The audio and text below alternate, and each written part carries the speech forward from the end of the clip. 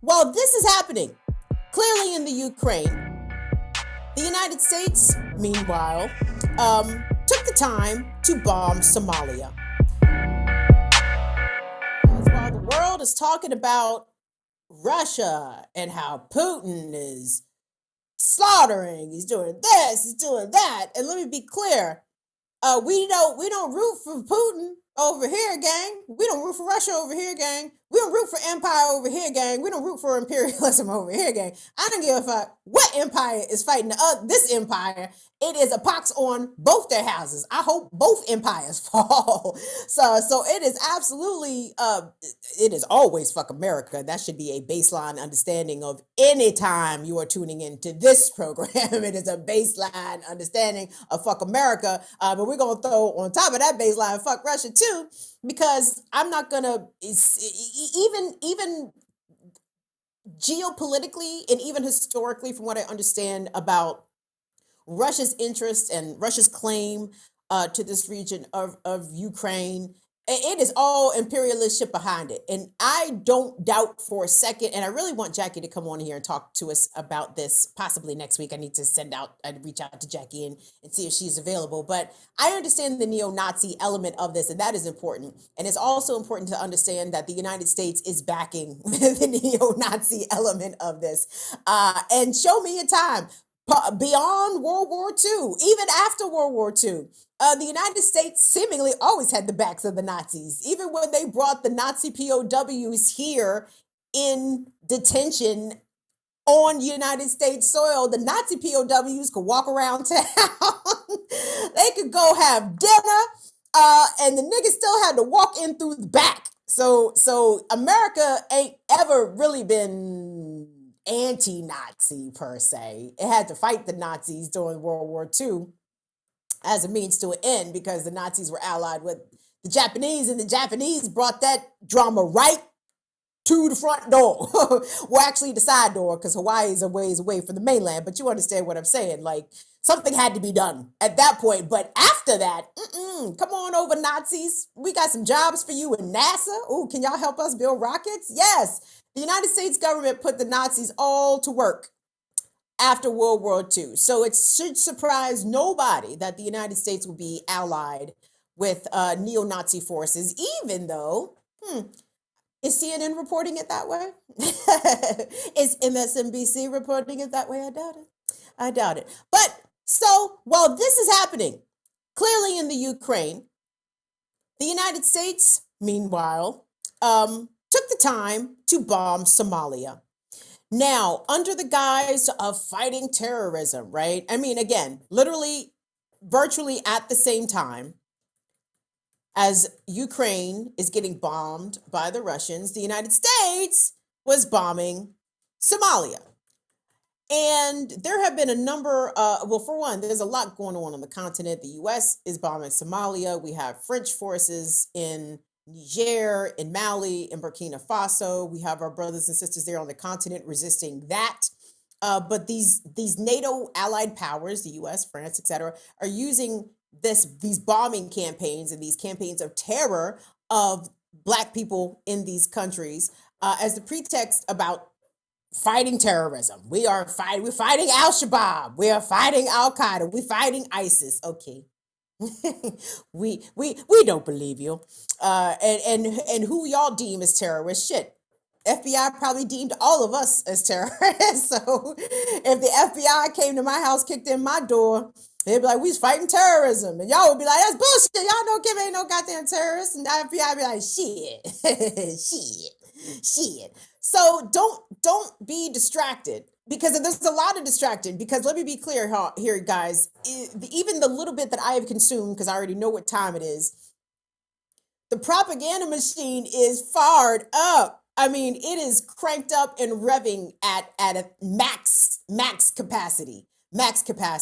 And the amount of misinformation that is being reported by so-called credible news agencies to really mislead the American people about what the premises of this fight is, and mainly who America is supporting in this. And again, the neo-Nazi aspect is not to be ignored. What's up, you Akata? Thank you so much Thank you. What's up, Big Teal? Thank you, baby. We appreciate you coming through. What's up, 40J Blaze? Good to see you guys in here as well. So, even while the United States declares itself standing up for the people of Ukraine and trying to defend democracy, it is continuing to bomb, to wage its own terrors of its own campaign of terror on Black and Brown people across the continent and even beyond the continent. And as we look about at some of the recent, and I say recent entanglements, I guess we're talking about the past 40 years or so, because I was even thinking about this, guys. I remember being in middle school in 1991 when Desert Storm launched, and they brought that military campaign into our living rooms. We were seeing the airstrikes fall down upon Baghdad, and I understand that these situations are a little different, but really they are they have a lot more similarities than they do differences. And we saw this happen time and time again, right? With the first Desert Storm, the second Desert Storm, the war in Afghanistan, which lasted 20 years, spent $2 trillion. That was our healthcare, by the way. We spent our healthcare in Afghanistan. We spent our education money, school money in Afghanistan. We spent a lot of money in Afghanistan. And it's like, at what point, and this is a rhetorical part of the question, at what point did the United States seem to understand that, number one, sanctions don't work and bombing campaigns do not seem to achieve the desired effect, unless the desired effect was the absolute destruction of a nation, right? Under the auspices of, oh, we're going to just destroy and rebuild. We're going to come back in and do nation building. What? Ask the people of Afghanistan how that nation building project was going. Ask the people of Iraq how that nation building project is going. It's not going great. Anytime the U.S. with white supremacy as and in capitalism as its armor, anytime that we enter in any corner of the planet, we will inevitably leave it worse off. And the places that we did not allegedly leave worse off, I'm thinking of post World War II Japan and post World War II Korea. Yeah, they look good, but there's a whole lot of U.S. influence there, and the capitalism is very much entwined and entrenched with the governing forces here in the United States as well. So even the places that we left, that we still managed to do some sort of rebuilding to it, and those who allowed us to remain there, right? Because I'm also thinking about, anyway. So I'm sorry, I'm getting off track because I get so very frustrated by this country's ongoing war machine efforts. Like, it really doesn't stop. Thinking about Desert Storm, when in middle school, I thought about even further, thought about my mom, right? My mom was born the last year of World War II. Right after that, Korea started. Right after that, it was Vietnam. And even Vietnam is sort of a reductive way to describe that conflict. And it's not even a conflict. It was the United States invasion of South Asia. So it wasn't just Vietnam. It was Vietnam. It was Cambodia. It was Laos. It was a horrific way that the United States tried to push its interests and stop the so-called domino effect of communism in the region. And what did it actually do? It left Vietnam worse off. It took Vietnam a while to recover, and it was without American assistance that it did that. Hey, Hector, thank you so much. We appreciate it, Hector. Hey, Craig Bardo, where are we? Oh, shit, I'm sorry. Hold on, Craig Bardo. My bad. Thank you, Hector, for the Venmo. And hey, Craig Bardo, what's happening, pimp? Respect to the cycle hitters. Keep burning it down, KV. Craig Bardo, thank you so much. Craig, that is so generous and so very considerate of you. Oh, man, you guys keep blowing me away. Thank you, thank you, thank you. So how do we stop the war machine, right? I think it's possible, believe it or not.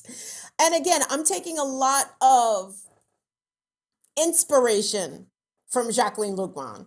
Jackie was talking on Burn It Down. No, she wasn't on Burn It Down. She was on Remix Morning Show Thursday, and she was talking about how over this weekend she's going to be very busy, and she's going to be out in the streets. Now, I will go out in the streets from time to time, and I'm thinking, this might be one of those times.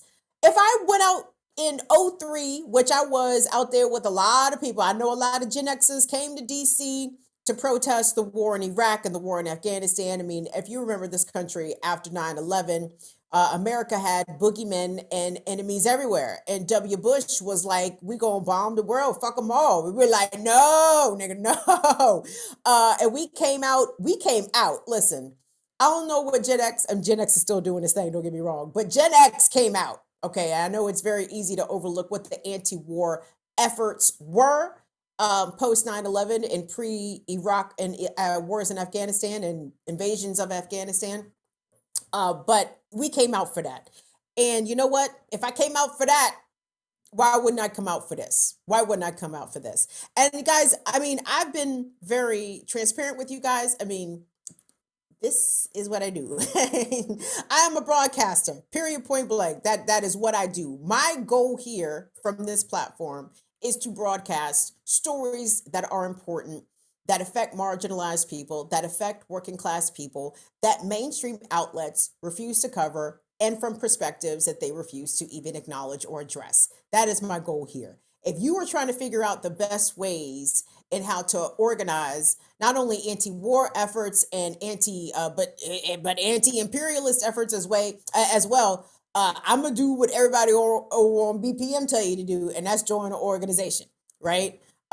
Yes, she is. Who said that? Big Teal. Big Teal said Jacqueline Lukman, the people's prophetess. You goddamn right. Jackie Lukman. Oh man, I just have so much respect for Jackie. But hey, listen to Jackie. Join the organization. Now, the reason I have not yet joined the organization is because I have to research. I'm not going to even front. Because I have particular needs, and I'm not compromising those needs for anybody. So let me just be clear. I've not researched into any specific organization that I have even considered, but I need to know what people's platforms are about rape and sexual assault and about disability and ableism. I need to be very clear on those things before I enter into any organization. So let me just let that be on the record as to, Kim, how come you're not in an organization? Because I need to do my researches. That is why. But what I will do, though, if there's a call for people to show up, if you need people in the streets, hey, we need people to come out, I will show up for that. And I'm imagining, not yet, Big Teal. Listen, I ain't like Riot Starter out here. I might go out there and yell at the police or whatever, but then I take my black ass home at the end of the day. But I will do that because I think it is very important that the people come out in this very same ways that people came out by the hundreds of thousands and literally by the millions in the summer of 2020 to protest the murders of George Floyd, Ahmaud Arbery, and Breonna Taylor. Hey, man, we got to stay on the empire's neck at all times. And I think, especially in DC, this protest effort is going to be really interesting because there's a lot of like pro-Ukraine protesters out there, right, that are protesting, asking Joe Biden, why is America not doing more? And there is also the anti-war altogether contingent of protesters that have, I mean, these protests have already begun. They're at the White House, they're down at the Russian embassy, and where's the other place that they were? They was at the White House, they was at the Russian embassy, they were someplace else. Somewhere in the city, in DC. So I think this weekend is going to be really interesting. So please, if you are not already following Lukman Nation on Twitter and other social media platforms, please do so, because I am positive if Jackie is out in the streets along with Black Alliance for Peace and in the other groups, because I think she belongs to multiple organizations, they will be posting about their actions happening in DC, specifically aiming at the anti-war movement, because we are anti-war, period, right? I don't want America engaged in war with anybody. Most importantly, with us. and America ain't never stopped waging war on indigenous people and on Black people. It's actually part of their sport. I actually think America really enjoys making sure that Black people and brown people have a harder way to go, right? I don't doubt that at all.